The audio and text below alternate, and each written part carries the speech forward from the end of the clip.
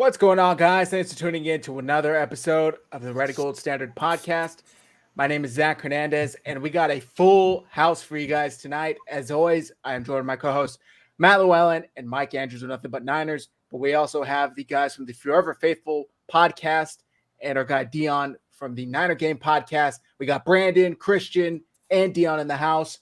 We got a great show planned for you guys this evening. It is the first preview show of the year. So we're previewing the Jets 49ers Monday night matchup. Before I get started, I'll kick it over to my panel here. I'll start with Matt, as I always do. How you doing this evening? I'm doing good, man. Daughter's going through a little period. Got more teeth coming in, doing her thing. So it's been a rough day. Wasn't able to get through my workout, but that's how it goes. And it's always worth it, to see a smile on their face at the end of the day. But other than that, I'm doing good, man. How are you? That's good. Yeah, I'm doing good. Football's back tomorrow. I'm sure we all know. We are one day away, under 24 hours now. And then we got football this week, Thursday, Friday, Sunday, and Monday. So for the next 5 days, it's great. Mike, how you doing tonight? All is well, man. Done my bowling league again. Tonight kicked off our official winter league. Was in there, a little trash, only averaged 176, but it is what it is. I'll bump it up a little bit more. But no, I'm ready for football, man. I'm excited to talk to you guys about some conspiracy theories and some, I was listening pre-pro, I guess, and NFL persuasion. I can't wait to discuss a little bit of that if you guys dare to dabble in it. Okay, all right. Brandon, how you doing tonight? I'm doing well, Zach. I'm excited for football season to start and game pumped for Monday night's game. So can't wait to talk about it tonight. That's right, man. That's right. Christian, nice to see you. How you doing? I'm good. I'm excited, man. I'm ready for some football. It's gonna be a good weekend, man. All I'm gonna do is football all weekend. So looking forward to that. Yeah, that's right. That's right. And Dion, last but not least, how you doing? Doing well, man. Doing well. Just ready to talk some Niner football. Glad that football is back. And, hoping the Ravens kick Pat Mahomes' teeth in. That's right. That's right. All right. So without further ado, we're going to get right into it. If you're watching on YouTube, on any of the 3 YouTube channels, hit like, hit subscribe. Might as well go over to the other 2 and hit like and subscribe while you're there. If you're watching on X, make sure you hit like and repost the stream. That way more people can find the show. It's probably the best thing you guys can do actually to help us out. Either repost or if you want to be a little more helpful, copy the link and just share it to social media. That tells the algorithms, hey, more people should watch this. So we appreciate it. Make sure you do us a solid and check us out and share the show. But like I said, we got the preview show tonight. First one of the year, so we are all hyped. 49ers, Jets, there's so much to get into. Obviously, Brandon Ayuk got signed. Trent Williams got signed since the last time we recorded, which I believe was Sunday night. Sorry. So that's great. The 49ers are all set. Matt, I'm going to throw it back to you. What are you looking forward to seeing the most? Maybe keeping a close eye on the most in this Sure. I think the biggest thing to keep an eye on, obviously, is going to be the 2 players that are coming back a little bit, tardy to the show. We saw it last year with Nick Bosa when he had his contract holdout. Took him a while to get going. You wonder what kind of shape Brandon Ayuk's going to be in, what kind of shape Trent Williams is going to be in. Less so with Trent Williams because he's such a consummate pro after 15 years. He's been doing this for a long time. But Ayuk, the goal is to stay healthy and kind of work yourself back into football shape. How's he going to handle contact, not having taken any contact in the offseason? What's that going to look like? And then what's it going to look like for the rest of the offense? We saw, some of the first team offense struggled a little bit at times in the preseason just because they didn't have all their guys out there, whether it was the line, whether it was, the wide receivers or what have you. I think it's easy for people, to always give Brock Purdy crap for, he's got so many people. But at the end of the day, he didn't have a lot out there in the preseason. So you get those guys coming back. And then I think beyond that, Christian McCaffrey, what's he going to look like after missing all of training camp, essentially with calf injury? So. Yeah, those are big storylines, definitely. We've seen, unfortunately, the last 2 of these holdouts with Debo and Bosa affect the player heading into the season? Mike, I'll start with you. Are your expectations altered at all with Brandon Ayuk or Trent Williams? Matt just spoke on both of them. They both had lengthy holdout/hold-ins that lasted through September. Are your expectations altered at all? Yeah, no, not at all. I think if they played different positions, if there's one guy that I'm more concerned about, it would definitely be Trent. It's just the age, and expecting, he's in a bang situation every single play.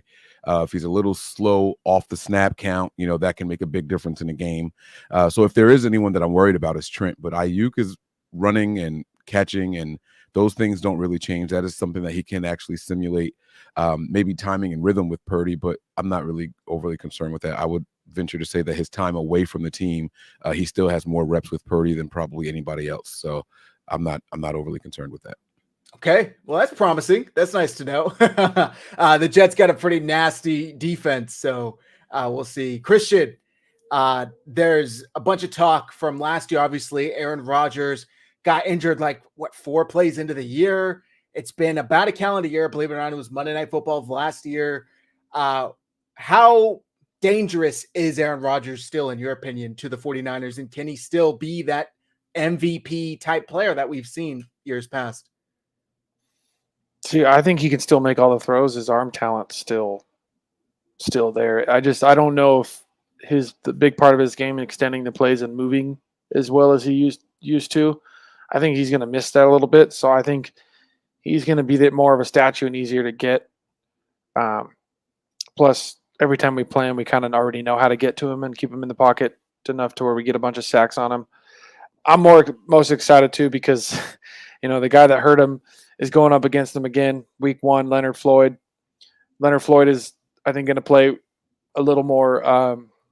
I can't think of the word, but he's going to be ready to go. I wouldn't be surprised if he gets Rodgers more than once. I watched a video. He was talking about getting death threats from Jets fans after he hurt Rodgers last year. So he's extra motivated. That's the word I was looking for. Is motivated to play really well. So I'm actually really excited for his debut with the 49ers. Okay, yeah. One of the big free agent signings, arguably the biggest.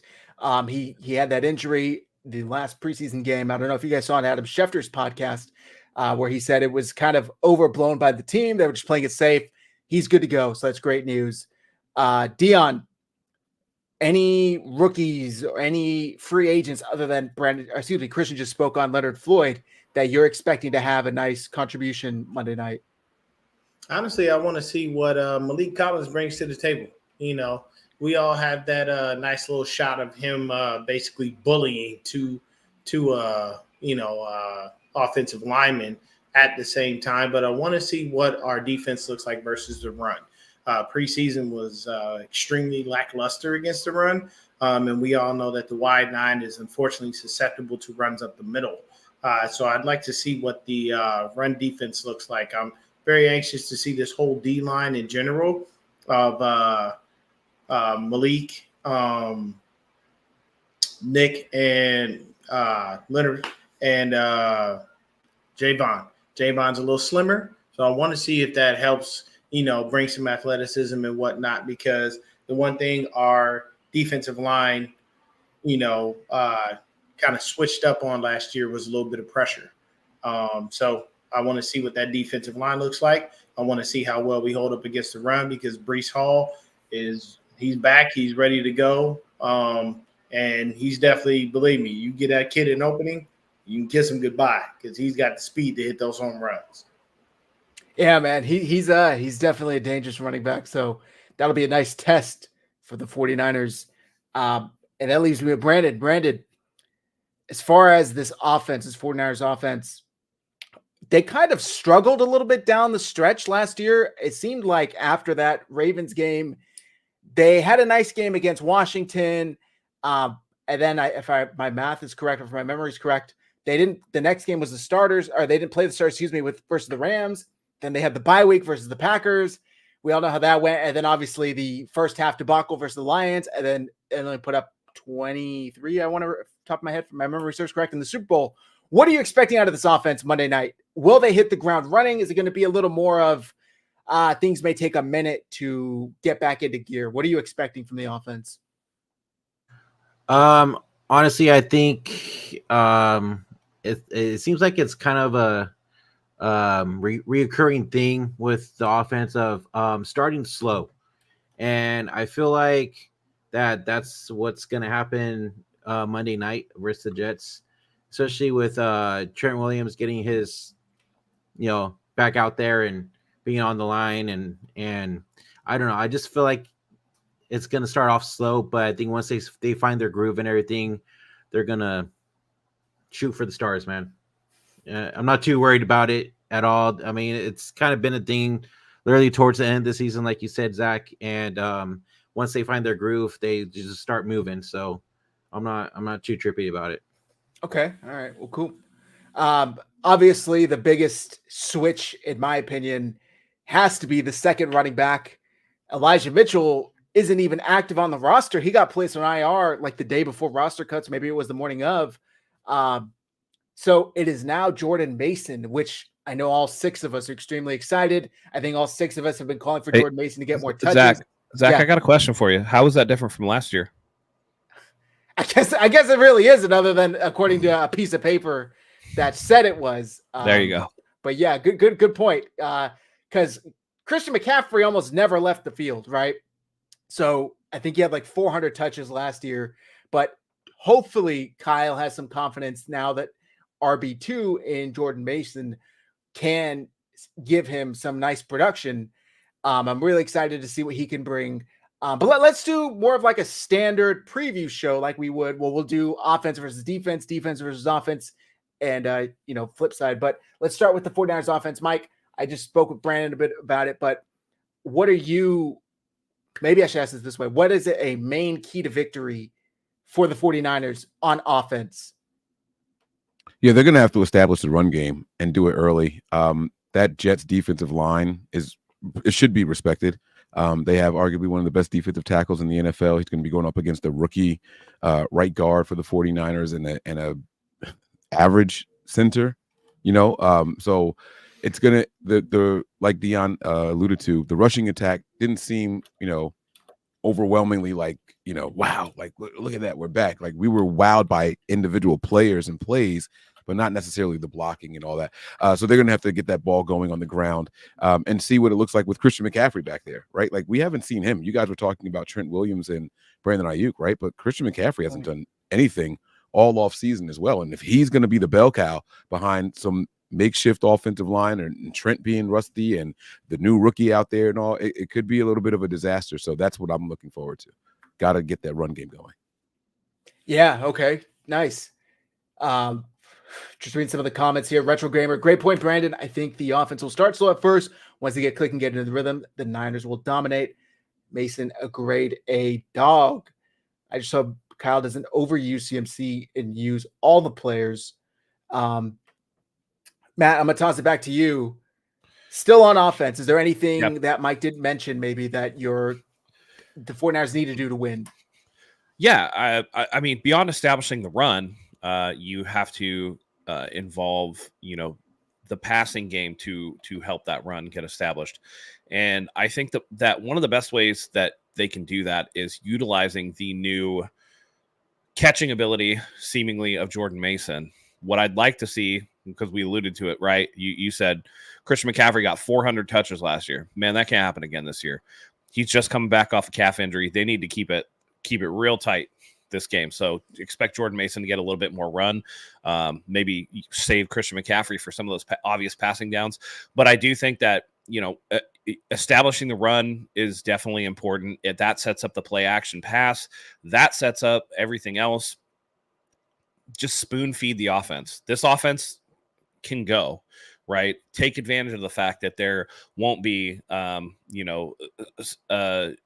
lack of talent there now, like there was in the preseason games.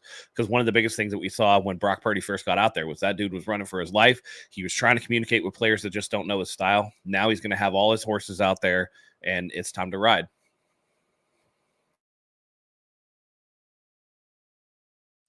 You're on mute, buddy.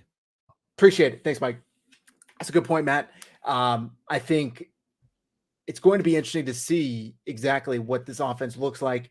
Unfortunately, we're not going to see rookie Ricky Pearsall for at least the first 4 games. He was placed on the NFL injury or non-football injury list, so he will at least minimum of 4 games. However, the 49ers do have another rookie receiver in Jacob Cowing, who recently changed his number to 19, which I think looks great on him. I was a fan of the 83. I feel like maybe some receivers need to stick back to the 80s after going back to like the teens, but I like it. I think he's still a cool 19. Dion, any chance Cowing gets some action? Do you think it's way too early? Historically, Kyle doesn't really give rookie receivers the rock early on. So do you think he'll need to prove himself, or do you think maybe he's done enough in the preseason to get some touches here week 1? I would say Jacob Cowing, if you see him, you're probably going to see him on special teams. I don't think you see him outside of that. Just once again, just what you alluded to, Kyle doesn't necessarily trust rookies like that. And though it would be nice to see, a cool little double reverse with him and Debo or something like that, and yes, we saw some of that home run speed that we all fell in love with that we thought was going to come from Danny Gray, but obviously it didn't because he's gone. So special teams at best. I doubt you'll see him on the field unless, God forbid, something goes down and there's an injury. But if you do, maybe Kyle changed his ways. But I have to agree with Mike really quick.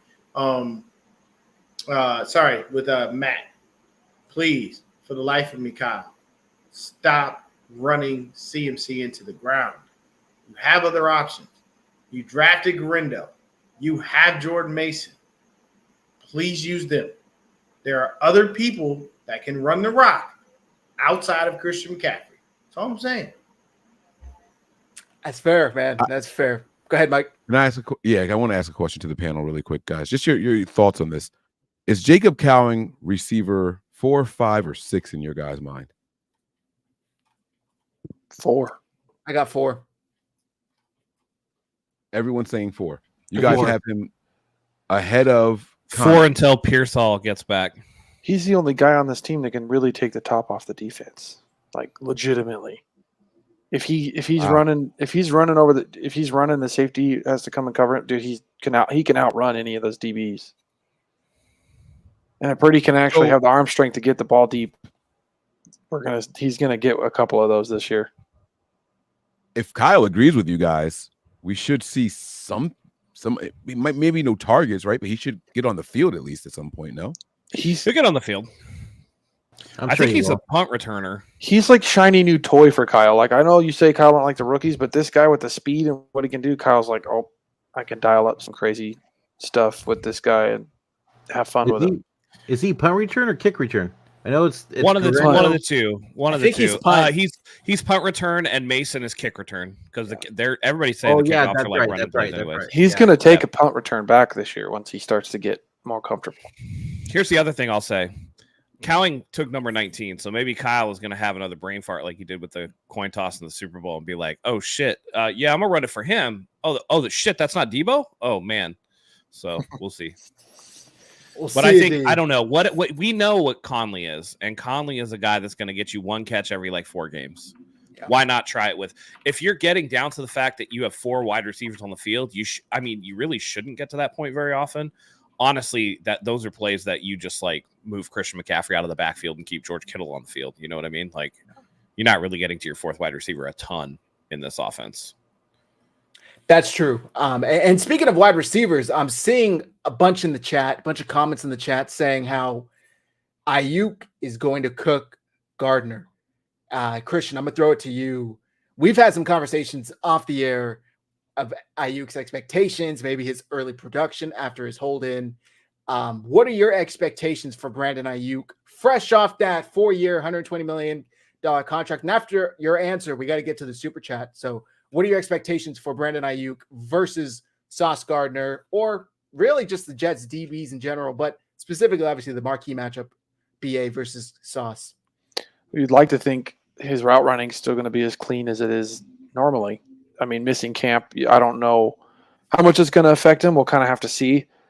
I think Sauce is, one of the best corners in the league, but I think when it comes to Ayuk's route running, he can get open on any corner. It doesn't really matter.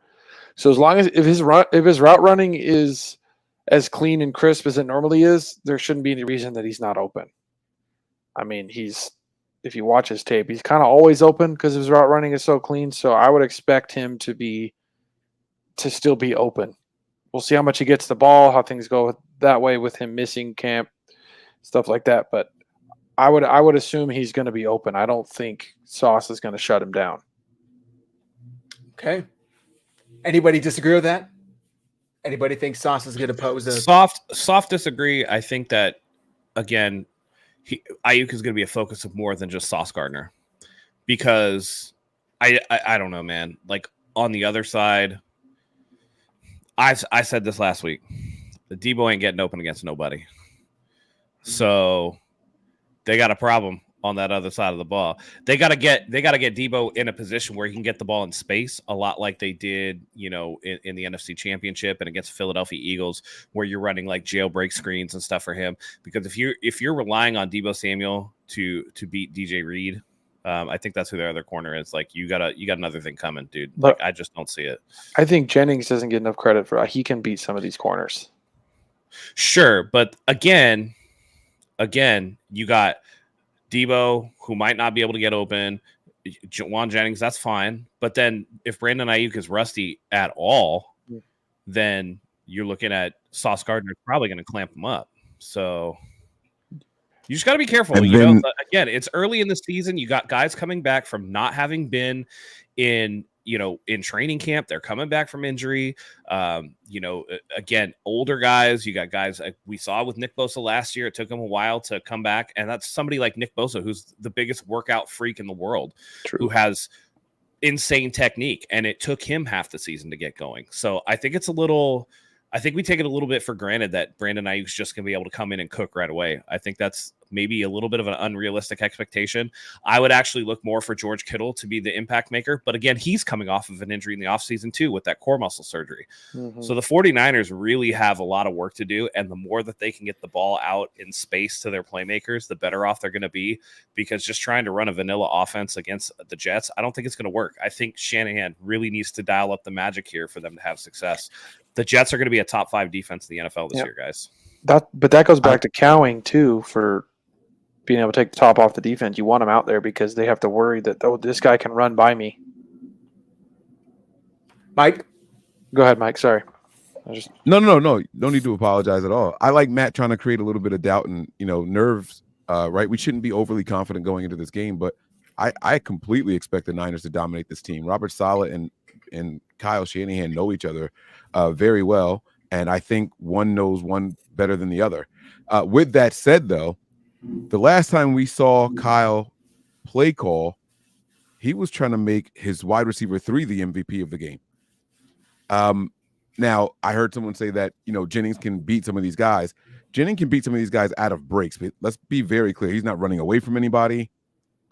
He might break a tackle. He's got a mean-ass stiff arm. Like, I'd hit him if he stiff-armed me the way I've seen him stiff arm other DBs and safety. Like that is not, it's mad disrespectful. I'd hit him, right? But maybe this is the kind of game where Kyle continues to try to catch people off guard with Juwan Jennings, or maybe a Cowing, or maybe a Mason, maybe some weird formations or something like that. Kyle's got to do something this game to give his veterans the time to get back into football shape. A lot of these guys didn't do anything throughout preseason. So use the young rookies and the new faces, the third, fourth year guys that have been working their way up the roster depth chart.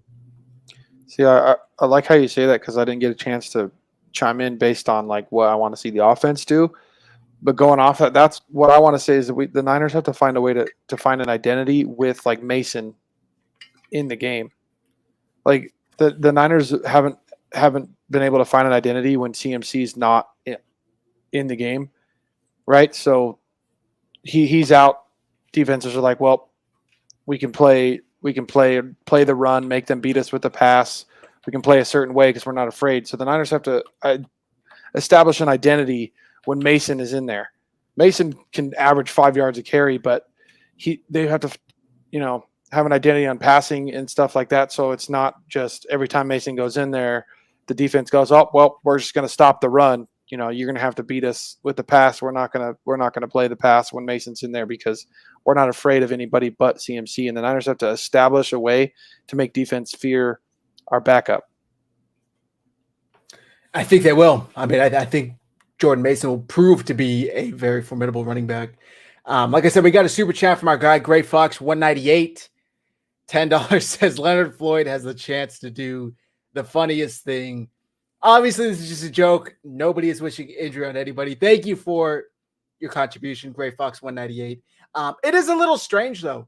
Like, it is a little strange. I don't know if you guys are superstitious or a little stitious, but Leonard Floyd, Monday Night Football versus Aaron Rodgers on the road. Mike? NFL persuasion. That's what I wanted to ask you guys. Like, what are the odds that the Jets, first of all, just get back-to-back Monday Night Football games in week 1? Just the odds on that alone. And then Aaron Rodgers having to go up against the specific guy on a completely different team, different conference, right? Like that took him out for the whole season on the 4th play of the game. Like, the odds of that have to be probably better than hitting the lottery. That is absolutely insane to think that that's happening like this. What if there is a little bit of like scripting? I'm not saying like predetermined outcomes, but what if there's a little bit of scripting? Like, what if is just me? I'm the only one that I'll take the bait. Obviously, there is scripting when it comes into week 1. I don't know if necessarily they planned on Leonard Floyd being on the Niners, but I think the narrative surrounding Aaron Rodgers Monday night, his return to action, and probably against the Niners of all teams, a team who he hasn't really been able to exercise his demons against, mainly in the playoffs. I know he's beaten the 49ers a couple times in the regular season, but when it matters, he can't. So I do think that all of those narratives were taken into consideration when scheduling this game. I just don't think they had any possible idea Leonard Floyd would also go and sign with the 49ers and make it that much sweeter. I don't know if anybody else has anything to add to that. They probably put it to Monday Night Football when they knew Floyd was there. They made the matchup probably way before, but then it's like, oh, Floyd's there. We got to have it. You know 100%. The first half, they're going to be talking about Floyd injuring Rodgers constantly on the broadcast. Floyd Rodgers is going to be constant, right? Yeah. And what last thing, and then go ahead, Brennan. Mike, does this answer your question with scripted persuasion stuff? Taylor Swift. Enough said. Dion, I think you were next, actually. Look, man, I'm just going to say they gave Lil Wayne an NFL script. It was about this thick. I don't know. Travis Kelce gets put out there that him and Taylor Swift's relationship is fake and it's about to end. I don't know. Kansas City Chiefs have 7 Super Bowls with no holding calls. I don't know, people. It opens the door for conspiracy theories about these things.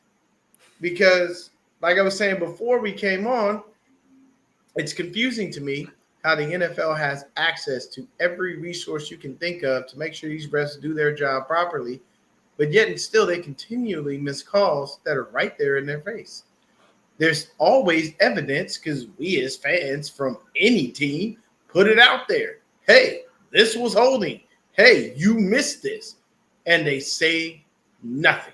They continue to absolve the refs of any responsibility, and they allow them to just do whatever. I'll give you a prime example in a different sport, and I'll stop. Randy Orton lost to Gunther when his shoulder was up. And the ref was definitely right there to be able to count 1, 2, 3. And he saw it, and he still counted. So if he can make a blatant mistake like that, and Triple H comes out and goes, we're sticking with the ref. The ref's decision is final. Doesn't that tell you something scripted? Now, we all know wrestling is scripted, but think about it. That's all I'm saying. You said that the NFL gave Lil Wayne a script that thick. I love Lil Wayne. I'm not sure the man can read. That's all I'm going to say. Okay, I love Lil Wayne. I don't know if that man can read. Brandon, did you have anything to add? You ain't got to worry about that. He can rap.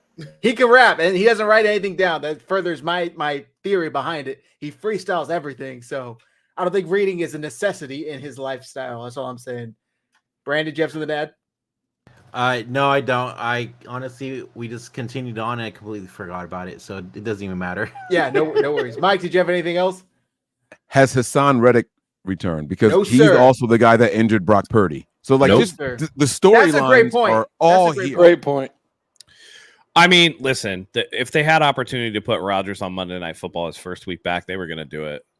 That's just this again, because it's against the 49ers. The schedule makers definitely picked this one out, and it was probably prior to Leonard Floyd because the schedules that your opponents are set well in advance. They probably looked at it and was like, well, let's just do this right off the bat. It's Rodgers gets to come back. He was hurt 4 plays into Monday Night Football last year. Look at this come full circle. That's really the schedule making, like decision making of it or whatever. I ain't even going to touch the other shit. I'm really not getting into all that. You can tell us if you think Lil Wayne can read. Stop it. Debatable. Okay. All right. So speaking of superstitions and all that stuff, if you play into it at all, I saw this on FanDuel. Super Bowl runners up, which that's like attorneys general. That always kind of trips me up. I always want to say runner ups. Runners up have gone 4-19 against the spread in their following week 1 openers since 2000. So of the last 24 Super Bowl losers, the following year they've opened up 4-19 against the spread. The 49ers opened as 6-point favorites versus the Jets. Now, riddle me this, because this doesn't make sense to me. You're 6-point favorites. I'm pretty sure this was already when this is When prior was to this? Ayuk. Okay. A couple weeks ago. So before Ayuk signed and before Trent signed, Trent and Ayuk signed, and now that's down to, it went all the way down to 3.5, and now it's up to 4.5. Yeah. So lost a 1.5. Oh, that's easy to explain, brother. Late Please. money on the Jets. Yeah, the Late bets. money Yep. on the Jets. It's all the sharps waiting for everything to play out, and then they're like, oh, you're gonna give me 6? I'll take that. 6 in the first game of the season when both teams traditionally play like shit because it's right there at the beginning of the season. Yeah. I'll take 6. I'll take the Jets plus 6 or whatever. Yeah. Mm-hmm. Mike, you agree? I do. I think they do that to curve the betting. It's just kind of low hanging fruit, easy money. But against the spread, just want to be clear, doesn't necessarily mean the team loses, guys. So No, like they if the just don't Niners are win by 6-point what they're favorites and they win by 5, they lose against the Yes. spread. So just keep that in mind, guys. So it doesn't mean that they're going to lose. I wonder what the win-loss type of thing is, because this is the second season in a row that the Niners are favored in all 17 games, right? So this is the second time that's happened. So I just wonder what the win-loss record is for Super Bowl hangover teams. I see you, Brendan. Just real quick, a lot of people pointed this out, but I did realize that after Trent did sign, the point spread went by 1 point. So I thought that was interesting as well. Right. Went down. Oh, it was at the lowest was 3.5. So now it's back up to 4.5. So that makes sense. Obviously, you're going to get the best lineman in football. If Reddick, Trent Williams is only worth 1 point. According to Vegas. I want a yeah. refund. if I want a Reddick, refund. if Reddick was going to play and we knew for sure, it would change again. If they find out Right. Reddick's going to play, they'll change it again. Have you seen all the 49ers fans in the replies telling them, take another month off? You deserved it. Take another couple weeks off, brother. You've earned it. Don't even worry about coming to work Monday night. I just find it hilarious. It's funny now that we're on the other side of it, looking at, you know what I mean? Like, we're not dealing with any of our own dirty laundry publicly. It's all taken care of. Now we can sit back and laugh at these bozos. Jamar Chase, Hassan Reddick. Although I did see Chase practice today. So we'll see about that. I want to ask you guys about and I'm going to say new look, even though there's really only one new part. New look 49ers offensive line. Who else is as excited as I am to see it in action Monday night? Obviously, Dominic Purdy is getting the start tomorrow night. The injury to John Feliciano kind of sped that process up. I think all 6 of us we're expecting Jarrett Kingston to make the roster as well, and we're a little shocked when he didn't, and then ended up getting claimed. I forget, Carolina, I want to say he got claimed by. 49ers are stupidly trying to sneak him on the practice squad, but it is what it is. What are you guys expecting out of Purdy, the rookie, tomorrow night? The Jets have a pretty nasty defensive line. Are you expecting him to hold his own, or is he going to have his ass handed to him as a nice welcome to the NFL moment? Whoever wants to take this one. I'll go. Being honest with you, I expect Purdy to go out there and ball, man.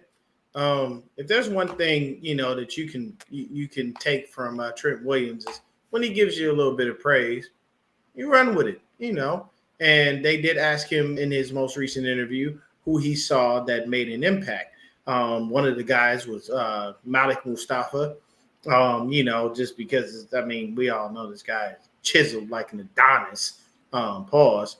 But he did say Dominic Purdy. And what we saw from Purdy, I don't expect Purdy to go out there and get broke off. Do I expect him to get beat at least once or twice? Yeah, it's going to happen. Everybody takes their lumps as the offensive lineman, but I don't expect Purdy to go out there and fail. What I'm looking at right now is the defensive line for the Jets, and it says Jermaine Johnson, Javon Kinlaw, Quentin Williams, and Michael Clemens. And I'm sorry, I like Javon Kinlaw, but I've seen Javon Kinlaw get punked. And if he's anywhere near Dominic Purdy, I don't know how strong he's going to be.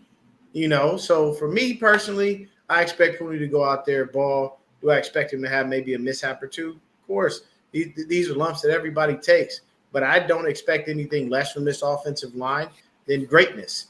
I expect him to go out there, show up and show out. Trent, yeah, you're going to knock off a little bit of rust here and there, but he stays in great shape, And if you've ever seen any workout video from Trent Williams, it's freakish that a man that size is that nimble. That should not be possible. The stuff that he does is just insane. But I expect the line to be great. I expect Purdy to go out there and show why he earned that spot. Very well said. If nobody else has anything to say on the offensive line, go ahead, Christian, then Mike. I'm just saying, I just want to see if Purdy actually having some structure right there at the right guard, does it help McKivitz at all? Do we see a little bit of improvement with McKivitz because he has a little bit more structured and like somebody who's actually can hold their own at the right guard spot? Is he able to play a little bit better?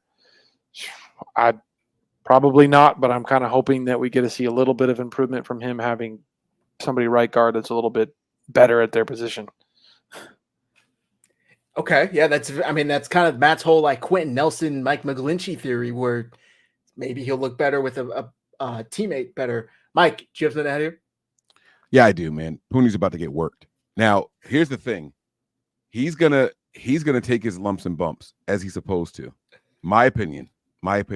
It may not result in 2 or 3 sacks given up or anything like that, right? But you have Quentin Williams, who is like salivating right now. You have a guy in Javon Kinlaw who is motivated to go up against his former team. He knows this offensive line. He knows who these guys are. He's going against them in practice for like 3 days because he couldn't stay healthy. But he still knows who these guys are. He knows their ins and outs. He knows how they operate. He knows the scheme that he had to go up against practice in every day.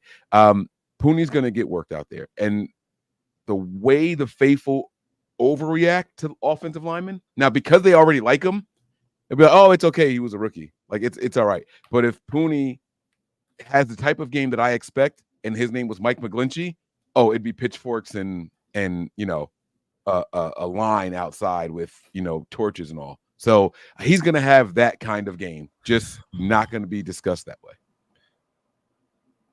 When McGlinchey is like a 5-year pro and was drafted 11th overall, he should have higher expectations than a rookie who was drafted in the 3rd round. That's all I'm going to say with that one. So, yeah, I even gave Colt McKiv shits 2 years before I started talking about him. So I can't with that, man. Yeah. Some guys just come in and play really well. A famous draft crest of mine, Creed Humphrey, that dude just came in and mauled, right? Sometimes these guys just fall through the cracks for whatever reason. Dominic Purdy from Kansas, not traditionally a powerhouse NCAA school. Maybe that plays a part of it. Maybe the fact that, he stayed in school maybe a touch too long. Who knows? But the fact of the matter is he's looked really good. in the preseason, and some of those games were against starters. So I don't expect him necessarily to get worked, but I think he's going to be solid. This was a guy that I really liked them drafting to begin with, and I'm going to ride that. I think he's going to do really, really well and make Feliciano expendable. Oh, okay. Oh, All right. Just real quick. I say if he does get worked, he'll probably be in the beginning of the game, and then once he's like calmed down with the nerves and everything like that, I feel like personally, I think he'll be fine, especially against Quentin Williams. That's just me though. But it's going to be a great matchup to see if that's the case. He's got a good first test on his hands, that's for sure. Last question on the offense here. Brock Purdy finished last season as an MVP finalist, did receive some votes. First full season, first full season, but he still didn't have a full off season leading into last season. He finally has had that. He had a full off season. He looks yoked. His arms are big. His thighs are big. I don't know if you guys caught his interview on Rich Eisen. He sat down with Rich Eisen, I want to say yesterday, the day before. Really cool interview. The kid's just so humble. Hard to not root for him. What are your expectations for Purdy?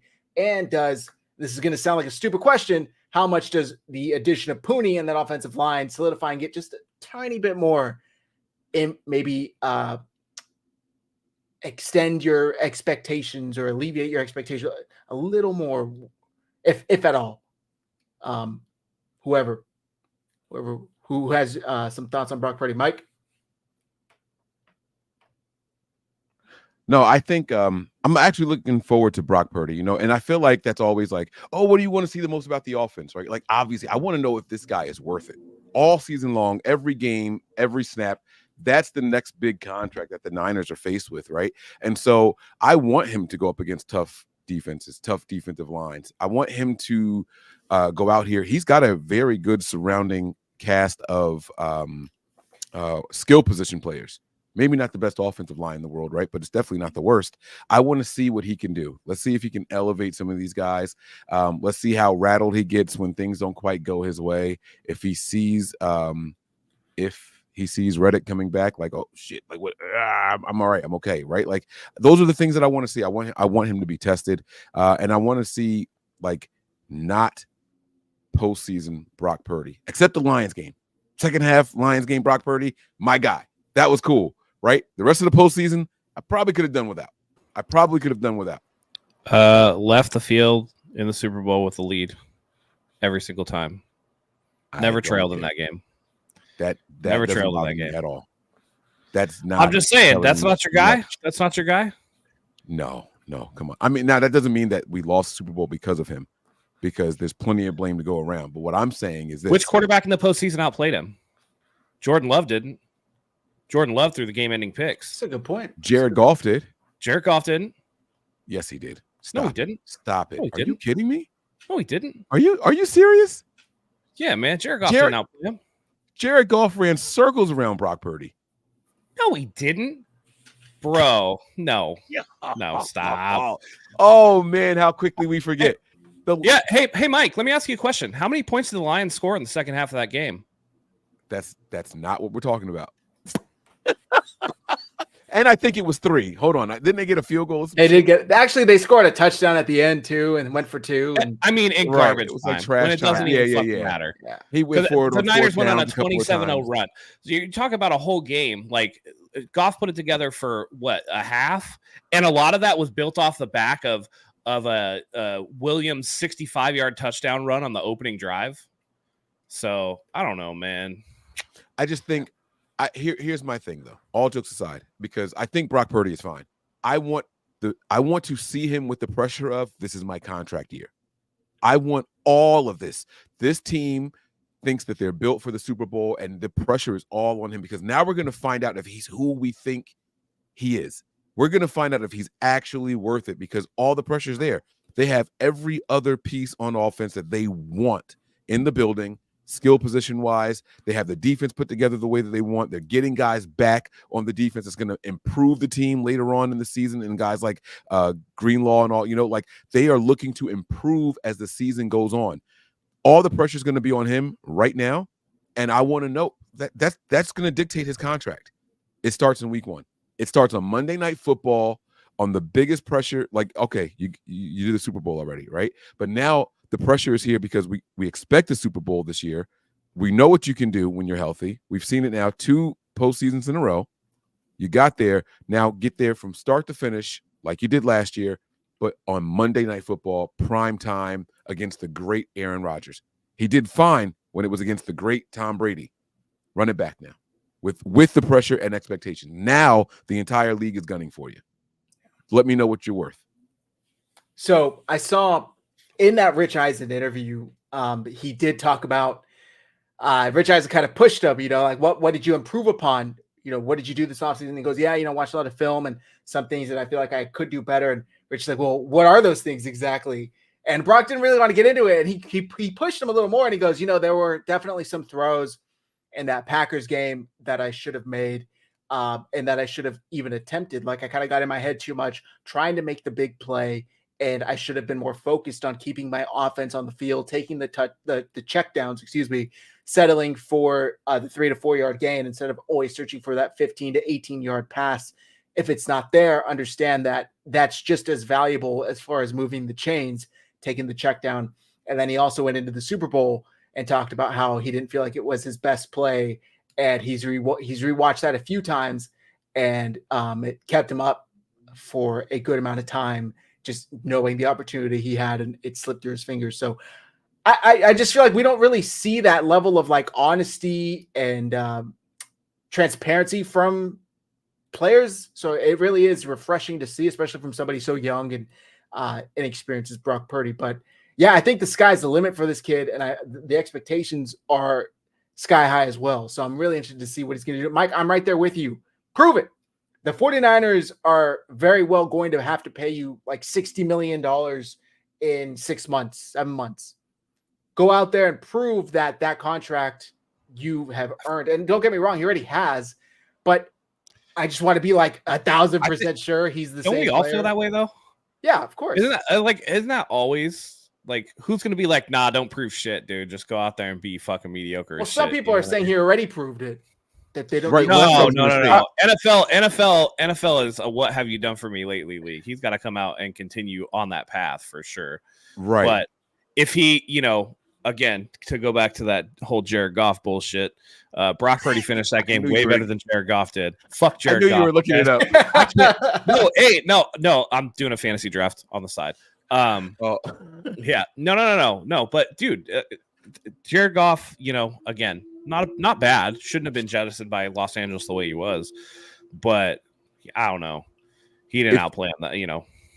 And then Brock Purdy's first playoff game against Seattle, he had like 350 yards passing in that game. 41 points. I love that game. But that was the last time I saw a good Brock So I'm just Purdy saying, like, quarterback it's a little bit of mix of both, and everybody gets a little tighter in the playoffs. You know what I mean? Like Lamar Jackson famously can't do shit in the playoffs because the defenses get tighter and tougher, and you're getting everybody's best. So I think that's a little bit overblown, but I do agree with you that he has to come out and continue to play like Brock Purdy has played the last couple of years. And if he does that, obviously he's going to earn that contract. If there's a serious regression, then maybe, that's something to look at. See, what I want to see the most is Purdy have control of the offense. Like, it not just be Purdy's a part of the offense. I want to see him have full control. I want to see Kyle show the trust in Purdy that we saw Kyle have when he was with Matt Ryan, when Matt Ryan won the MVP. I want to see that kind of control from Purdy this year in the offense. I think if that's the case, I think this offense is going to be pretty unstoppable if we get to see that. I know Kyle's offense is about, I call a play and you just execute it. I want to get to the point where we can see where he's like, okay, Purdy has so much control, he can check out of a play, because we don't see that a lot in Kyle's offense. I want to get to the point this year where we do trust Purdy that he can run this offense and run it extremely well. I believe in him that he can play the position really well for this team. I want to see him really be the leader of this offense. We'll see, man. He's got another opportunity here to really cement himself as that top 10 quarterback. Speaking of top 10, by the way, I saw Stephen Vrees of The Ringer released his annual quarterback tiers, Brock Purdy was 10, which I found hilarious because last year, this is the guy that said if the Niners win the Super Bowl, Brock Purdy, he'll retire from sports media entirely. And I'm pretty sure he switched it to if he finishes higher than top 10. So he had him at 10. So great commitment to the bit. I see some comments in here pushing back on $60 million for Brock Purdy. I don't think that's that big of a stretch. I think Jordan Love didn't he just get like a little under $60 million or something like that? Tua roughly around the same. There may be a couple more contracts, including 55, Dak. 56, something like that, right? Thank you. Yeah. So by the time any other contracts happen between now and next offseason, the number very well could be in the $60 million range. I will say that out of everybody in the NFL, if there was one guy that I was like, this dude would take a discount for the team to be able to like restock town, it would be Brock Purdy. He just seems like that dude that. Fans.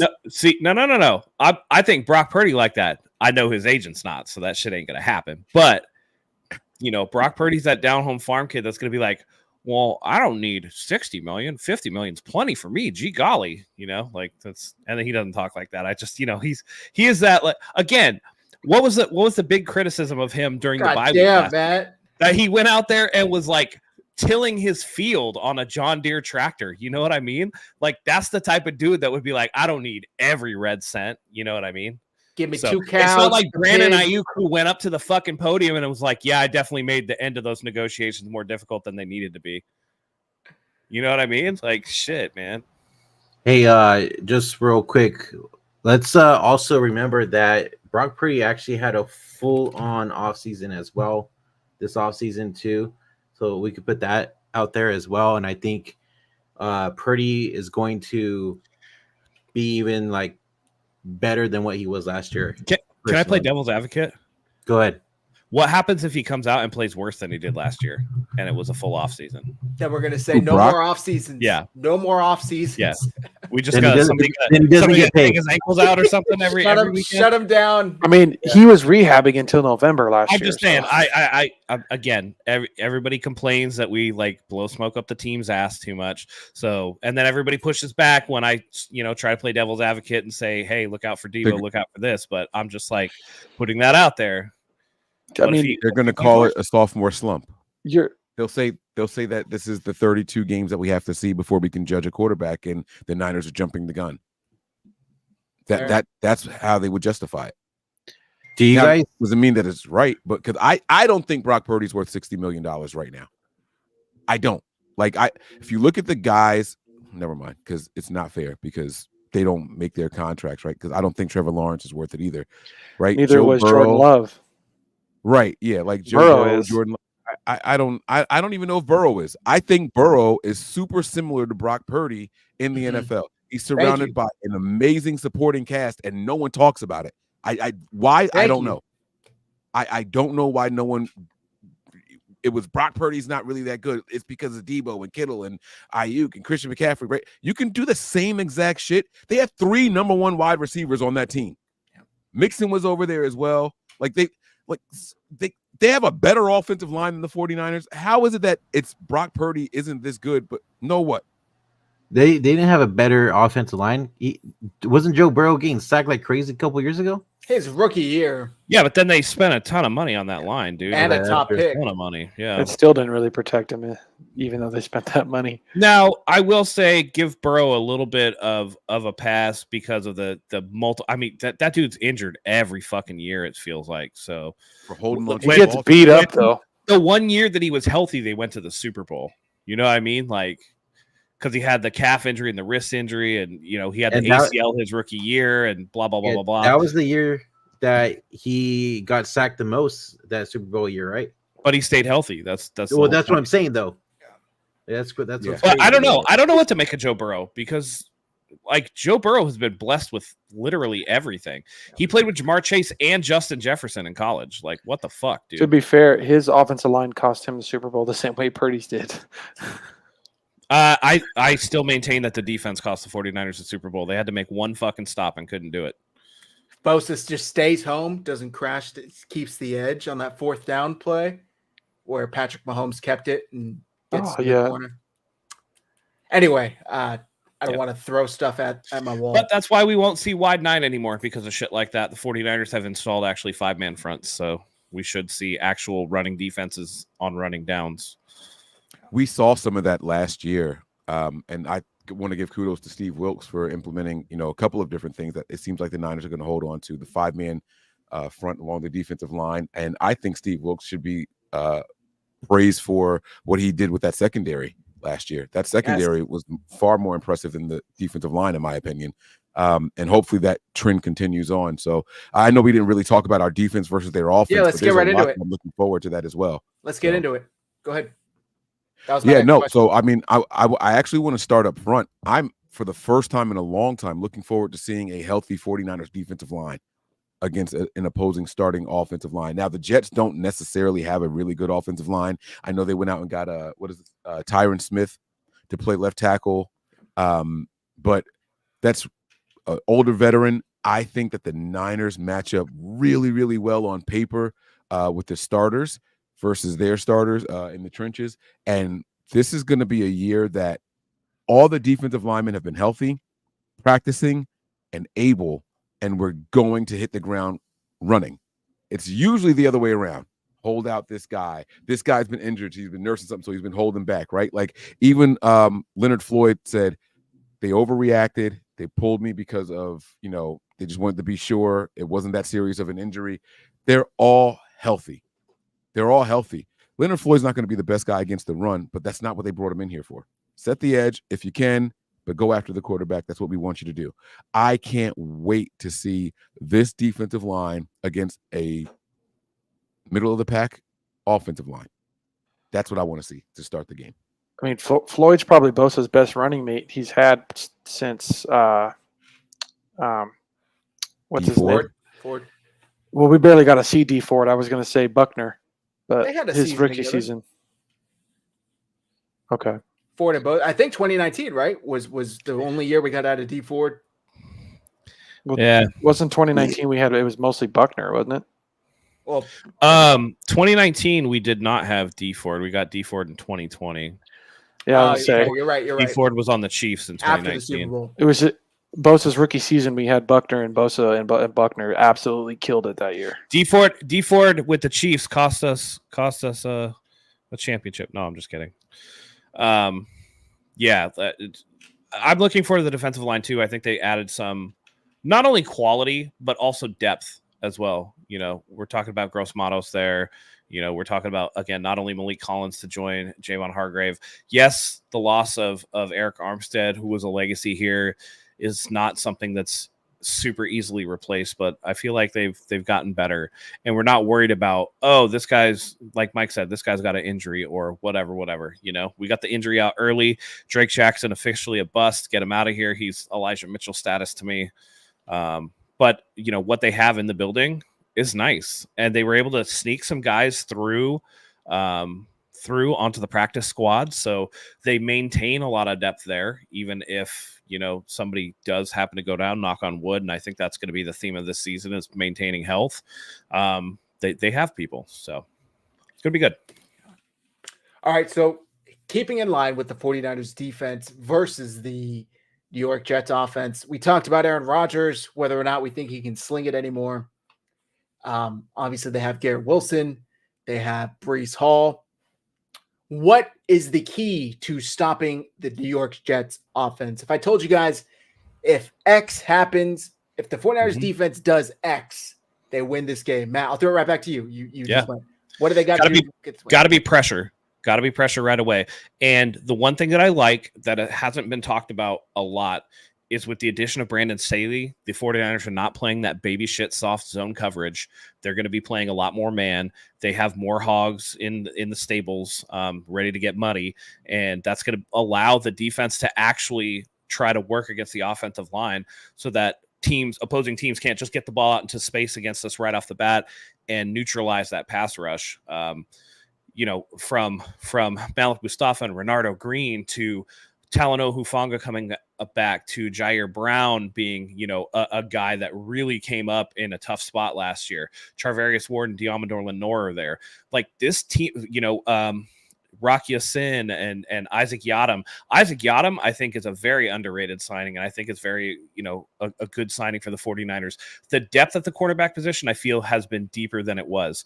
They tried to sneak Sam Womack through waivers, guys, and he wasn't able to make it, obviously, because people wanted him. When you cut people that other people want to pick up, that's usually a good sign for your depth at that position. With the exception of, like offensive, defensive line, just because everybody wants to pick up at those spots because it's thin to begin with. But at the corner position, if you're cutting guys that people actually want to pick up, that's a good sign. So being able to give the defensive line a touch more time to get home, I think is going to be the key. Okay. Great point. So pressure. By the way, I think this is like the first time under Kyle Shanahan that we are possibly seeing, and stop me if you guys disagree, possibly seeing a change in defensive philosophy, coverage over pressure. It seems like this is the first time they've invested a little more in the secondary than they have in the front seven. It's almost like they finally started listening to me when I said, dude, you guys got enough in the front end. Like, get some people that can cover, and this thing will all come together. I think, honestly, with health, if they stay healthy, this has the potential to be a top 3 defensive unit in the NFL. And that's what's going to win a 49ers a championship. We know the offense is going to be fine, but the defense being absolutely, locked in the secondary, you got D Winters coming up and trying to make a name for himself. You have Devondre Campbell, who can hold down the fort until hopefully Dre Greenlaw can come back and show some stuff. And then you just have All-Pro Fred anyway. But really that secondary, if they can cover, this team is going to be a top 3 defense in the NFL. Yeah. Can Bosa break the sack record if his DBs can actually get him some coverage sacks, which he's never been able to get really from our DBs? I expect him to be closer to 18.5 than he will be to 10.5 like he was last year. He'll be back up to the numbers that he had, prior to last season when he held out.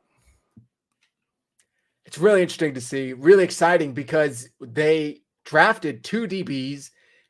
You got Mustafa, you got Green. By the way, Renardo changed to 0, which is dope as well. Mustafa, I think, changed to 43 or something like that. What are you guys? Mustafa? Yeah, the number? Oh Mustafa, no, he changed to 6. 6. He and was Renardo 40. Green is 0, which is pretty. Thank you. I like that number for Renardo Green. 0 is pretty savage. I like it. Throwback. Thank you. I had Sorensen on my list, and I'll start with this question for Matt. Do you think Nick Sorensen, the 49ers defense coordinator, would dial up some blitzes? Maybe more inappropriate situations. I don't think the 49ers are going to become like a super blitz heavy team.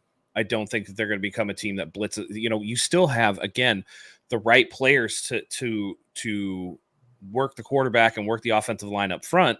You just needed guys that weren't 10, 12 yards off the ball that were going to give up everything underneath, trusting in your DBs between Sorensen and Staley to actually cover somebody for longer than 2 or 3 seconds. You know what I mean? Like, if you can get 3 or 4 seconds out of those guys instead of 1 to 2 or 2 to 3, then that all of a sudden that extra second, we've seen the near misses. Shit, he almost got there.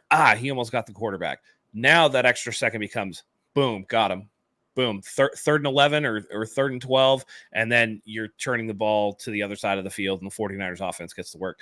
It's just something that you just need a little bit of a different look. You can't just do the same thing every time. I think Sorensen, in appropriate situations, hopefully will throw those up. But that's the big unknown, right? We don't know what Sorensen can do as a defensive coordinator, and I think it's fair that he has to go out and show it, not just what we speculate it'll be. Don't you think when fully healthy at linebacker, I feel like we are able to blitz. When you get Greenlaw back, who is extremely fast and I think tenacious for the blitz, and then a healthy Winters who's also extremely fast, when we do blitz, we'll have a better opportunity. Here's the thing, though. Why has Patrick Mahomes' yards and touchdowns gone down over the last couple seasons? Because nobody blitzes him anymore. Oh, okay. Right? Brock Purdy, great against the blitz. Some of these great quarterbacks, you don't necessarily have to blitz them. What you want to do is have 7 out there playing coverage and taking away the field, right? If you can put your corners in man coverage and then rely on maybe a middle third for a linebacker, and then you got, deep halves for safeties or whatever. Now all of a sudden it's really hard to get those big wide open spaces that we've seen teams have before, and you're allowing the defensive line to get home on the quarterback without worrying about giving up something over the top. So I think, again, when appropriate, blitzing is really good. Everybody knows cover zero when times is appropriate. We saw that in the Super Bowl. Obviously, the Chiefs were like, hey, cover zero on this goal line. They got to get the ball out quick anyway. They're not going to have time to develop these routes, especially in that no man's land where they're at like the 7-yard line. It's not straight up goal line, but it's not, there's still limited space to work.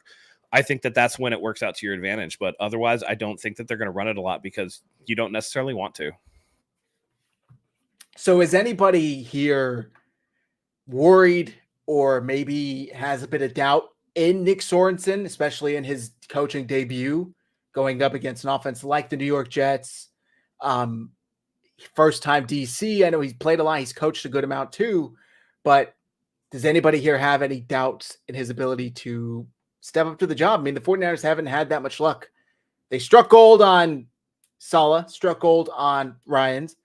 And then, unfortunately, last year, you could say they struck gold on Wilkes when it comes to the DBs, but maybe overall, I think the proof is in the pudding. He wasn't brought back. Mike, I see you unmuted yourself, so please. Yeah, I think Wilkes is probably the only one that the Niners weren't happy with their production. And we also got to remember that Robert Saleh, while he did work his way up through the ranks here, he wasn't a home run straight out the gate. There were people calling for Robert Saleh's head very early. Yep. Remember when he used to drop defensive ends into coverage? Yes. Yeah. Like that pissed off a lot of people. Watching him. Or what about that 3rd and long defense where it's like prevent defense in the first quarter? Yeah. And it's like and we always gave it up by 2 yards. And eight guys like near the first down marker, and then you just try to run up. Yeah, I agree with you there. So, some of these things take time. I think one of the things that is going unchecked maybe this offseason is the 49ers taking their coordinators and giving them a second set of eyes, a second set of ears, and even another conscious to reflect off of, right? Kyle Shanahan, for the first time in his career, relinquishing play calling duties, although just in preseason. As the offensive coordinator, he's got someone else calling plays. What does that mean, right? You go out here and you get Nick Sorensen, but you bring in Staley to be that guy that he can lean on. What does that mean? I think all of a sudden they're saying, hey, maybe just one set of eyes or one thought process isn't enough. Let's see what happens when we can spread it out. Maybe this is Kyle learning from having to do this checks and balances system with Steve Wilkes and saying, I don't want to have to be that guy. Let me get someone else in here to do that so I can focus on this. And maybe I'm over focusing on this, so someone else should be here to check me as well. I think we're seeing some growth in the front office and not just on the with the roster. So I think it can all work out. I think that we have to be patient with Sorensen. I think he's going to get too much credit at times. I think he's going to get too much blame at times also. Okay. I think that Mike hit on something that I was going to touch on is the fact that Sorensen not being on his own is super important. The fact that they brought Staley in, and Staley gets the runaround, and Staley gets, a little bit of shit because of how he performed in Los Angeles with the Chargers, some of the stuff like running the stairs before the games. But his last season as a defensive coordinator was for the 2020 Rams, where they only gave up 18.5 points per game, only 281.9 yards per game, and only 190.7 of those in the passing game. So this dude, as a defensive coordinator, has pedigree. And to get that guy with the experience as a second set of eyes, I think is very, very smart to help show Sorensen, a young coach by all accounts, the ropes and get him up to speed. Very, very shrewd move, I think, by Kyle Shanahan. And I think that's going to be one of the things that's going to lead him to being more successful. Yeah. Also, will we see situations like we saw this preseason, Kyle Shanahan maybe listening to other coaches like Clay Kubiak, who he allowed to call plays? Now, I'm saying this, obviously, this could have been something that has already been happening. I don't know the extent of input Kyle Shanahan allows from other coaches the past couple of years. However, it kind of seems like he gets a little stubborn and maybe too dialed in with his game plan. Do you guys think there's any chance that Clay Kubiak has a heavier input on this offense, kind of similar to what Mike McDaniel had prior to leaving to Miami?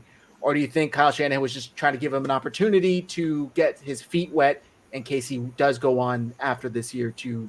I think that was just. I'm going to jump in here. I've been a little quiet. Yes, sir. I have to say that that's just him letting him get his feet wet. Kyle relinquishing offensive play calling duties. Yeah, no, not going to happen. Kyle is way too egotistical for that. He's not relinquishing any play calling duties. And going back to what Christian said earlier, I would love to see Brock Purdy be able to check out of things, to be able to have a full command of the offense, and to be able to see something on the field and say, you know what, I don't like what I'm seeing. I need to go to a different play, and have Kyle not flip his you know what on the sidelines because he checked out of the play. When it comes down to it, the one thing you can definitely count on Kyle for is being himself. One thing I'll give him is he's not going to give you anything false. He's going to show you exactly who he is. You just have to understand that that's the guy. There have been too many coaches that have coached with Kyle that literally have said, like, this dude, that's who he is. Like, if somebody shows you who they are, take it for what it's worth. You know what I mean? But Kyle relinquishing play calling duties? No.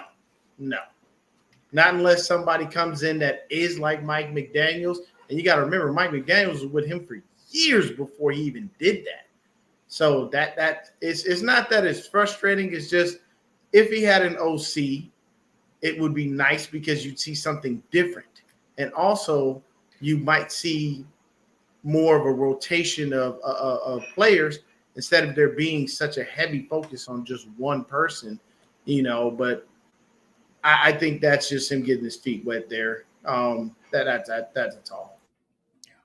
Just to clarify, I didn't say call plays. I said have more of an input in the offense. I think he will. I think there's a chance he could let Kubiak have some kind of impact, because I think this second Super Bowl loss humbled him. Because he's probably thinking it doesn't matter what the defense did in that Super Bowl. He's thinking I should have had my offense put up 40 points and it wouldn't have mattered. And I think what happened in that game humbled him. And I think he's trying some new things because of that. And so if that means I'm going to let Kubiak call plays in the preseason so he can get an understanding and give me some input on things during the game, and I can be understanding and listen, I think that's a possibility. I think he definitely I think he thought he was going to win the Super Bowl. He probably thought so, because look at Jed. He was like, we're winning the Super Bowl. I think it was very humbling for him this year. So I wouldn't be surprised if he gets some input. What struck me, and then Mike, I'll toss it to you, I think you have something to add, is when they fired Steve Wilkes, it was then later reported they did try and hire Steve Spagnuolo, the Chiefs defensive coordinator. That struck me as Kyle saying, okay, maybe I don't have all the answers. Like I tried to find, I did find Saleh, and then we were able to promote Ryans, and then I went and plucked Steve Wilkes out. He had some history with him, or he at least knew of him. And maybe he thought, okay, clearly I can't get it. But Christian, I think that's a great point, because at the end of the day, he is the offense, and the offense went out in the Super Bowl and put up 22 points after averaging close to 30 points a game when we're talking about starters. If you would have told all of us the night before, that Saturday before Super Bowl Sunday, the 49ers are going to put up 22 points, I think all of us would say they lose. So hopefully he's humbled. Hopefully he takes that into consideration moving forward and has a little more input. Brandon, you have something to say? Yeah. Do you think that's why he kind of offered a job to Bill Belichick too? I think Bill would have been more so on the offense, but that does play into maybe Belichick on the offense? Sorry, I said defense. Oh, okay. But that does play into maybe he figures I don't know everything, right, and I need as much help as I can get. Real quick, guys. Let's hijack the show for the fucking baby in the chat who needs something corrected for himself, who couldn't wipe the Cheeto dust off his fingers fast enough to go to fucking Google. Like, dude, this is we're an hour and 15 minutes into this show. Okay.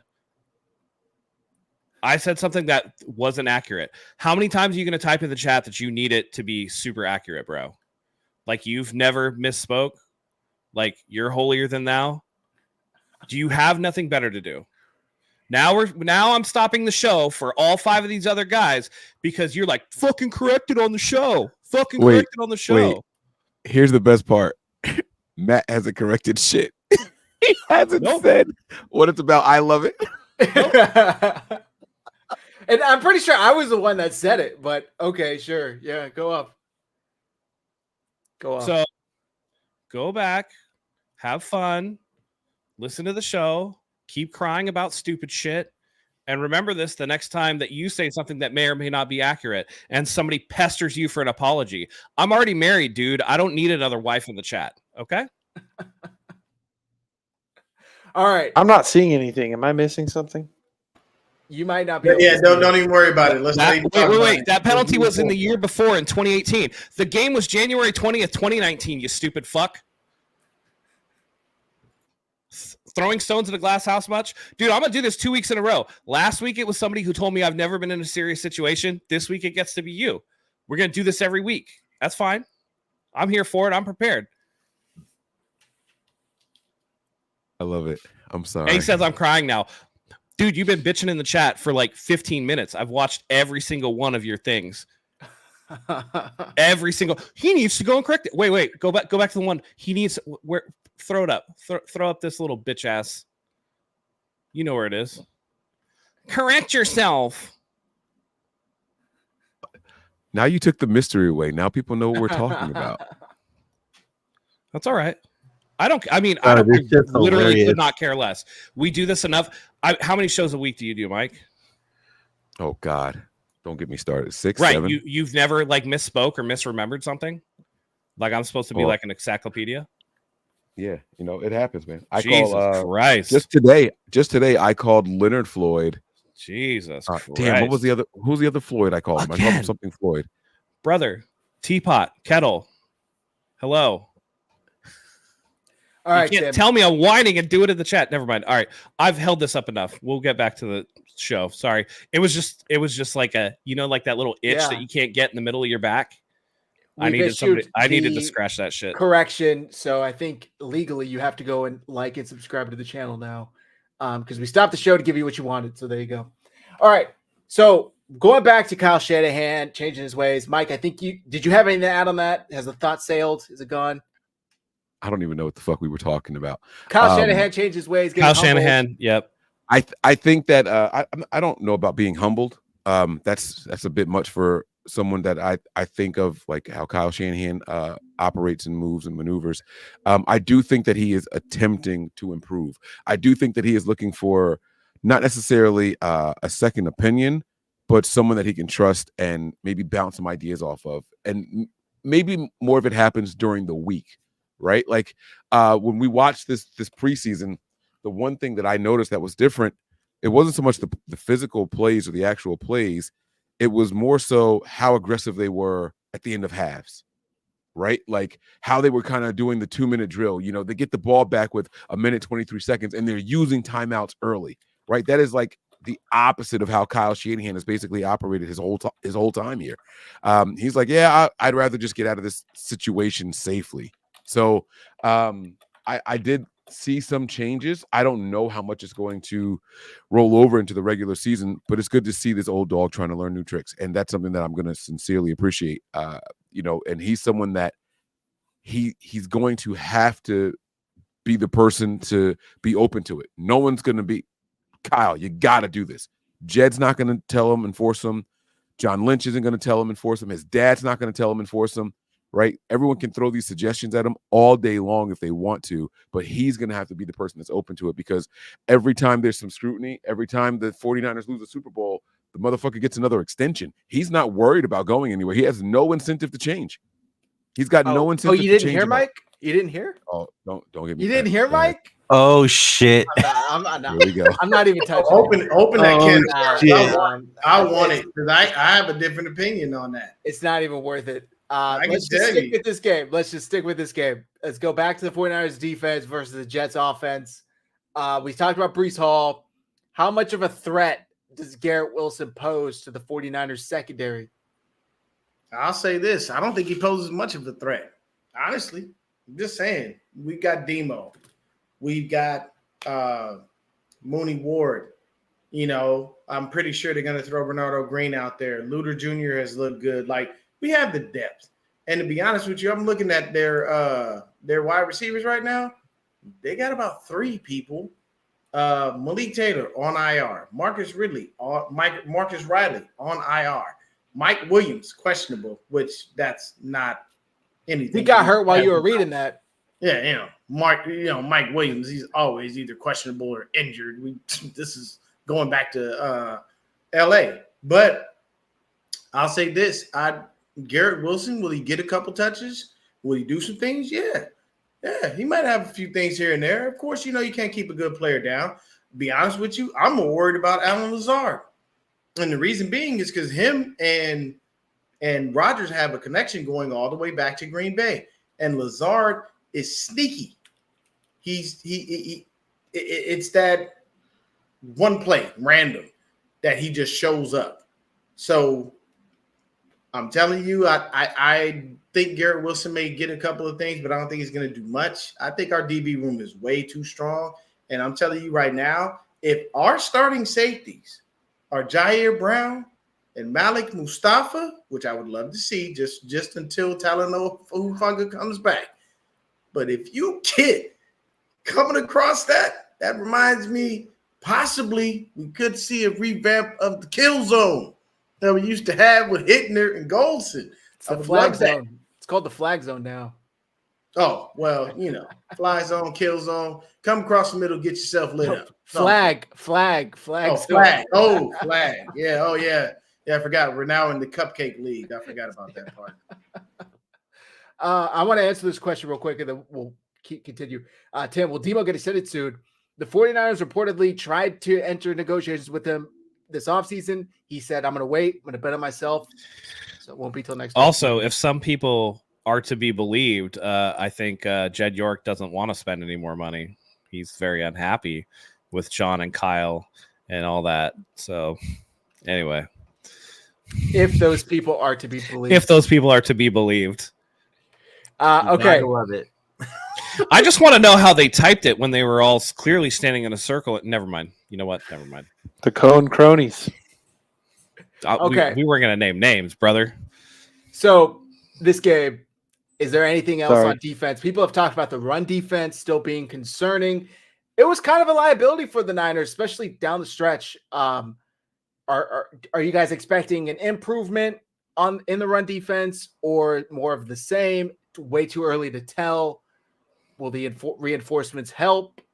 It's going to be too early to tell, but I think one important aspect that we really need to touch on is that hopefully with them playing more man, with them really working on a lot of different things, with them getting some fresh blood in there, the 3rd and long holding penalties, I would love to see those come down because there have been way too many of those here. Yes. They get grabby. And, again, you got some rookies, Renardo Green, Malik Mustafa, where in the college game, you're allowed to hold until the quarterback releases the ball. And it doesn't matter if it's 5 yards or whatever. You can hold until they release the ball. They might be a little grabby. I know that was one of the things in Renardo Green's scouting report. Let's see how they've adjusted with that. I think at times in the preseason, it looked like Renardo Green was playing a little too soft, and I think that was because he was trying not to grab as much. So getting off the field on 3rd and long and not shooting yourself in the foot with penalty is going to be a huge, huge thing. Also, I think that 3rd and long penalty, Ambry Thomas is on IR, so hopefully that holding penalty isn't an issue anymore. I will say, the main culprit. Remarkably, Charvarius Ward had a lot of holding penalties too. True. I think we have to remember that teams go for that though, especially on 3rd and longs, right? It's like, hey, you run a really deep route. I'm going to underthrow it. You stop, let him run into your chest, put your arms out, and see if we can get it's a play. It's a play in the game. It's a play in the game. And you know who's really, really notorious for it? Aaron Rodgers. Yep. Aaron Rodgers is notorious for it. Just airmailing it. He doesn't care if it's intercepted or not. Like it's because it's essentially a punt anyway, right? So this is going to be a time that they're tested. Hey, Mike, you know what else Aaron Rodgers is notorious for? Losing to the fucking 49ers. There you go. I like that. I like it a lot. And to go back to the rushing defense, I think the question was, do we expect them to improve? Right? I believe is that or stay the question was? same. What do you expect out of it? I think that this week isn't going to be a fair week to judge. I think we're going up against a really talented young running back. This guy's in his 3rd season, if I'm not mistaken. Reese, last year was coming back from the injury. This year he's got the full off season. He's ready to go. And I just think it's going to be a little difficult to judge. Now, if they come out and look good, I'm screaming from the rooftops. Because now I'm like, oh man, we got a healthy Hargrave and we've got a healthy Collins in here and we got healthy Bosa. And they can't fuck with. I'm gonna go crazy if they look good. But I'm expecting some middle of the pack, 110 total yards on the ground type of thing. Yeah. Okay. Go ahead. Just real quick. I think I feel like Monday should tell how our run defense goes. I'm kind of opposite what Mike said, because of how good Bryce Hall is as well. So I'm kind of looking for that specifically on our defense when we get out there on Monday night. So that's my take on that. He's a good back, man. And in case anybody didn't know, he went to college with Purdy. So they are very familiar with each other. Hall has always been very complimentary of Brock. So we'll see how that plays, if at all. Mike, are they supposed to be friends? Yeah, I think so. I know that they went to college together. They talked about. Did you guys They were on hear the same what he team? said? Did you guys hear what he said about Purdy? Like, I'm not that talented. I'm not the biggest. I'm not the strongest. I'm not the fastest. But if you surround me with a lot of good players, I can make some plays. Did you guys? That had to Brees be the said most. that about Brock? Brees said that Brock said that to him. Oh, So it's like don't do that when I'm about to enter contract negotiations. Don't say that shit out loud. What are you doing, dude? Like, you're doing me no favors by saying that right now. I think I don't know. I thought that was a little funny. Yeah, I think that's Brock being Mr. Humble. Maybe try not to brag too much privately to someone, but who knows? The 49er media, they were roommates, so they clearly know each other pretty well. Okay. Anything else on defense before we start getting into our predictions? No? All right. Let's start with offense. I'll go first. Offensive player of the game. I'm going to go with George Kittle. I don't think the Jets have a linebacker / safety that can keep up with him. Is it Quincy Williams? Solid linebacker. I still think Kittle wins that matchup. I'm going to say George Kittle, 5 receptions, 107 yards, and a touchdown. Matt, who do you got? Yeah, I'm going to go with, man, do I want to go? Let's see. I'm going to go with Brock Purdy. I think Brock Purdy is going to show out just like we talked about, right? You want to show up on Monday night. He showed up against Tom Brady, right, Mike? You want him to show up against Aaron Rodgers. I think he's going to do that. I think he's going to have close to 300 yards, and I think he's going to have 3 touchdowns. Damn. Christian, who do you got? I'm going to go Mason. I think he's going to get a lot of playing time, and I think I'm going to say Mason because I think he's going to average 5 yards, but on the 3rd and shorts, on the goal line, I think he's going to get the ball, and that guy, every time he breaks, he never gets tackled on first contact, and he always falls forward. He's going to be extremely helpful on the short yardage game. It's going to get us first downs and things like that. So I'm going to say Mason just because he keeps drives going. Okay, Brandon. I'm going to say CMC. I think he goes for over 150 rushing yards and like 3 touchdowns. Mike, since you're going last, we'll snake it and you can go first on defense. Oh, it's all good. I had a very unpopular answer anyway. I'm going with Trent Williams.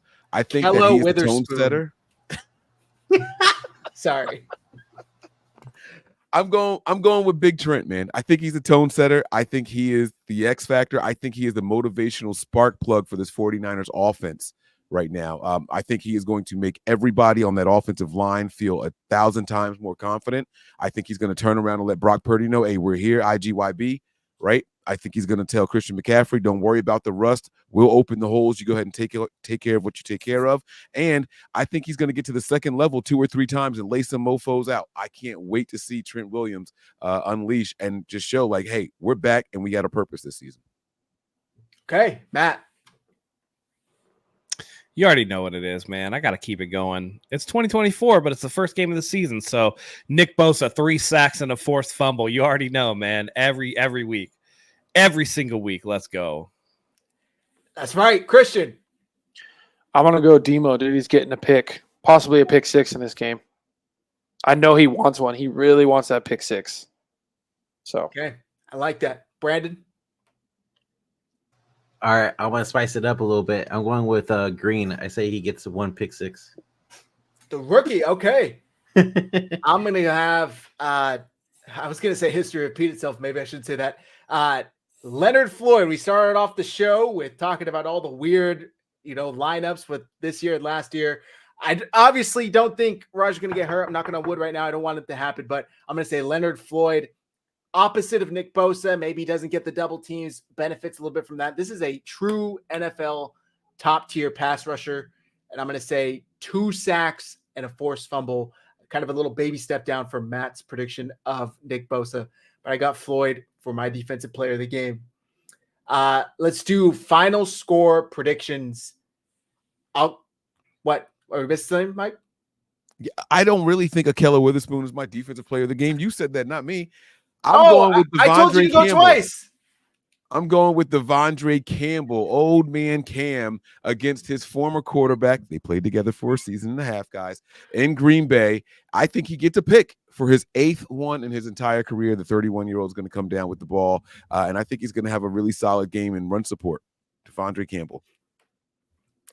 I didn't think you actually – I was joking about Witherspoon. I didn't realize you. No, I told you to I go know. off. I totally forgot you did it, so my bad. But All let's good, keep man. it on you right now. Offensive score, or excuse me, final score prediction. What do you got? Oh, boy. I do think that the Niners start this a little slow. I can see this thing at halftime being really, really close. I'm talking like 13-17 or something like that, 13-12, something crazy. But I think the Niners walk away with this one. I think they win this game by double digits. I'm going to say the Niners 31, the Packers 17, 31-17. Okay. Matt? I mean Packers, Jets. I'm sorry. I'm Jets. sorry. The Man. Jets. Don't want to have to correct explain that. that again later on in the Yep. sorry. I want 14 messages telling you that Aaron Rodgers is on the Jets. I think the 49ers are going to win this one by double digits as well. I think it's going to be 31-21. I think that both defenses do a fairly good job in the first half, but it gets a little looser in the second half when they're both pass heavy. 49ers 31, Jets, Jets, Jets suck 21. Okay. Christian? I'm going to go Niners 23, Jets 13. So Low scoring. Brandon? So I'm taking double digits as well. I'm saying Niners 34, Jets 17. I got the Niners in overtime, 25-22. I'm just kidding. That's just a repeat of the Super Bowl. So I'm not doing that. I got the Niners. I'm going to say 28-17. I think the Niners win this one comfortably. Don't think it's really that close. Niners got this one. Okay. First preview of the year down, baby. We will be back. Are we doing Monday night? Are we doing Tuesday? What's the?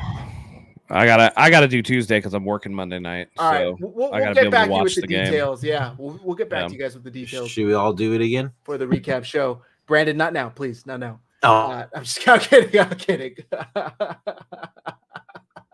All right, drop your final score predictions in the chat. We want to hear them. If somebody gets it right, we'll give you some merch. We've been doing that for a few years. Nobody's ever gotten it right.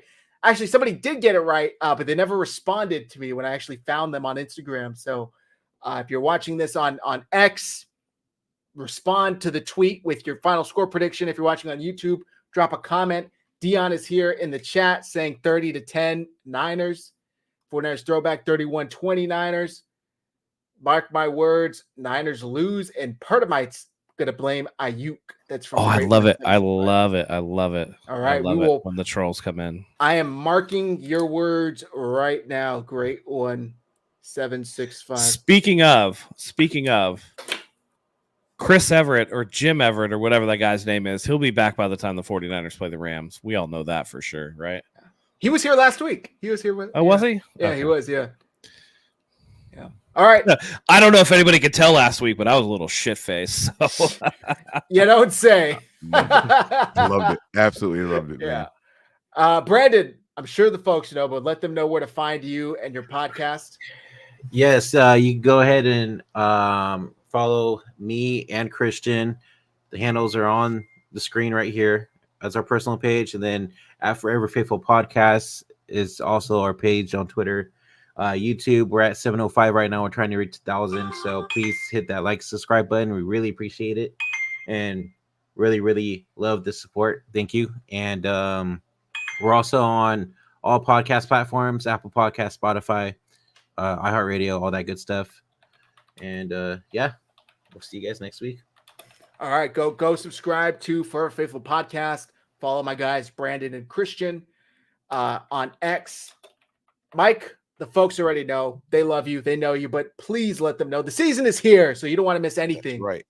That's right. Get your asses on over to the Patreon, guys. I'm not plugging the YouTube page. You guys know that already. Get right here. This is where the party is. Patreon.com/NB9ERS. Good content coming to you guys 3 days a week over there, plus game day. So get there. Patreon.com/NB9ERS. All right. Without further ado, Matt, please do us the honors for the first time this season. Oh, so excited. Sucks that I have to work, but when I get off, I'm going to be watching that game that night. We will be back here with you with the follow-up of 49ers starting 1-0, baby. Football is back, the real thing this time, and we're excited to bring you all the content. So please join us here for Christian, for Brandon, for Mike, for Zach, for myself. Thank you guys for coming here tonight and joining us. We love having you here as always. And until next time, go Niners.